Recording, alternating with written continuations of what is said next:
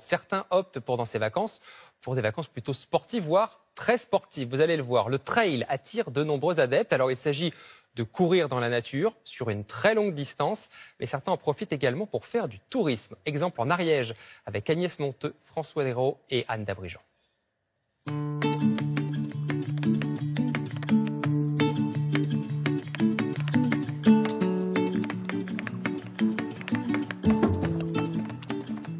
Donc on va procéder à des petits pas, voilà, de façon à garder le tempo.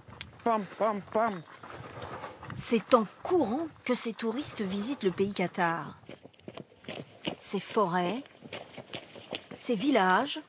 Allez, petits pas, je rappelle, et on évite de monter trop dans les tours. Ces montagnes, ils les découvrent à petite foulée, 80 km en 5 jours. Faites attention, la sente n'est pas bien large. Des touristes d'un nouveau genre avec un guide. Il va falloir oser se mettre en avant. Se mettre en avant pour essayer cette fois-ci de travailler les appuis latéraux. Les appuis latéraux ici, de chaque côté. Voilà. Ça vous fera moins d'impact, mais ça demande franchement d'être le buste plus en avant. Allez, à tour de rôle, vous venez vers moi. Denis Wollmann leur apprend des techniques de trail, ces courses de longue distance dans la nature. Allez, Guillaume. Guillaume Bernard est conducteur de travaux. Il vient de Vendée. Les bras, c'est bien, c'est joli. Sabine Ferme est ingénieure et toulousaine. Ah. Tous courent depuis quelques années et veulent s'améliorer. C'est aussi de progresser techniquement pour pouvoir aller plus loin. On lie l'utile à l'agréable en fait. Car la course, c'est aussi leur moyen de transport pour visiter les châteaux cathares. Allez, on souffle, on récupère. Et là, le guide sportif natif d'ici devient guide culturel. Les voilà plongés au XIIIe siècle, sur ce lieu de résistance des cathares persécutés par les catholiques qui les considéraient comme des hérétiques. Donc roc fixade, c'est le roc fissuré, une fissure qui sépare le roc en deux. Malgré la fatigue et les efforts, tous arrivent à se concentrer. On se retrouve sur le bout du château, donc c'est un poste d'observation. Ici, imaginez-vous donc un archer, il avait juste qu'à tirer une flèche et il faisait mouche. Ça transporte, moi, je trouve. Oui, ça permet en plus, je dirais, de faire des petites haltes, des petites pauses et puis de récupérer en même temps, d'avoir des explications. Allez, une petite montée, vous mettez les deux prises de bâton en même temps. Sédentaires toute l'année, ils veulent être actifs pendant leurs vacances. On va travailler la marche nordique comme ça, là. Allez, ça va nous aider en côte. Revenir en pleine forme. Mais pour aller jusqu'au bout, il faut savoir s'économiser. Il faut pas courir comme un dingue en fait. Voilà, c'est connaître son corps, ses capacités et apprendre à gérer l'effort, quoi. Ça vient petit à petit, quoi. Après 18 km de course, 1000 mètres de dénivelé, c'est l'arrivée au gîte où ils dormiront cette nuit. Bravo, messieurs.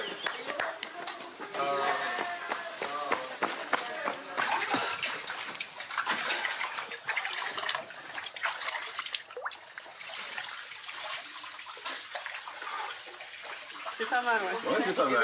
Le froid, c'est quand même super agréable sur les jambes. Chacun dorlote ses pieds et récupère. La sieste finie, nous leur proposons une projection sur l'historique de ce sport récent, le trail, apparu en France il y a une 60aine d'années.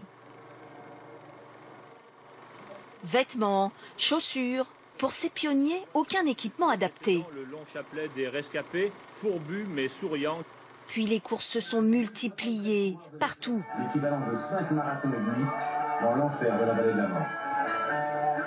De plus en plus longues et extrêmes. Au petit matin, les pieds sont devenus des plaies.